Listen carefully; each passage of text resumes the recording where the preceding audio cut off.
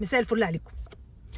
الواحد يا جماعه قاعد بيسمع في تصاريح غريبه من ناس قاعده على كراسي وما بيعملوش حاجه غير انهم بيطلعوا كلام غريب، ومش عارفه ازاي لغايه دلوقتي ما بيتحاسبوش.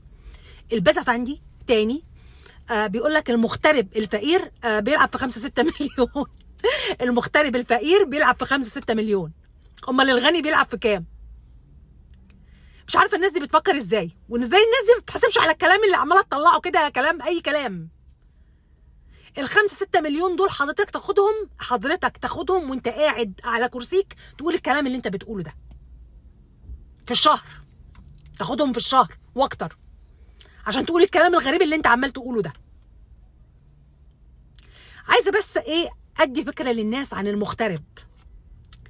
المغترب ده يعني انا مثلا في دوله غربيه، جيت انا وجوزي وولادي كويس. أول سنتين في حياتنا كانوا أصعب سنتين، أو 3 سنين في حياتنا كانوا أصعب سنين ممكن تعيشهم. صعب التأقلم على الناس، على المكان، على اللغة، على كل حاجة. يجي العيد لوحدك، بيجي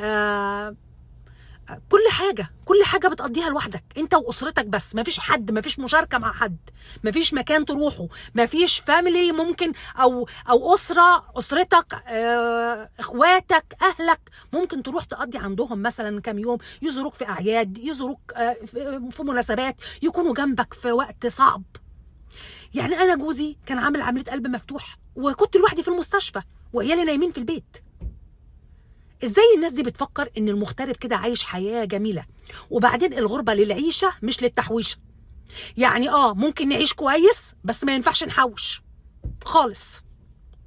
في حاجة كمان، بالنسبة بقى للمغترب اللي في دولة عربية، ده يا عيني حاله أسوأ وأدل، لأنه بعيد عن مراته وولاده، وبرضه ما بيعرفش يحوش.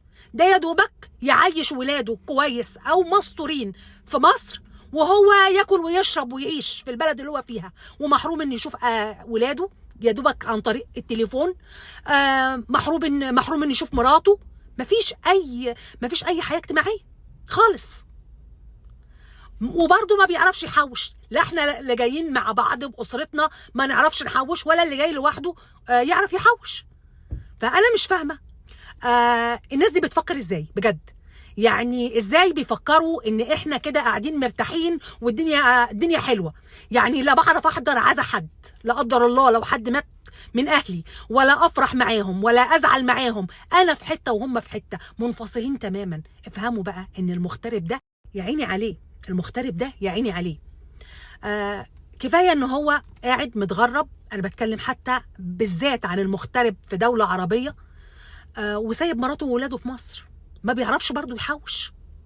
ده يا دوبك يبعت لهم فلوس يعيشوا مستورين فقط بس، وهو ياكل ويشرب في البلد اللي هو فيها،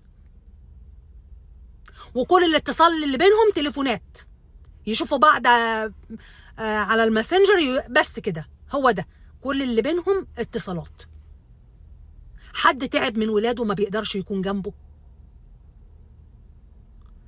حد نجح في امتحان ما بيعرفش يحضنه وياخده في حضنه ويقول له مبروك يا حبيبي. قاعد حياته كلها في شقة، بيدوروا في ساقية.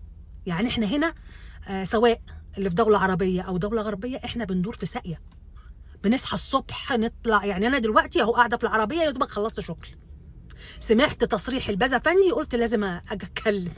يعني حقيقي تصاريح غريبة. يعني اتقوا ربنا فينا بقى، كفاية كده بقى، اتقوا ربنا فينا، احنا مش ناقصينكم بجد. سلام.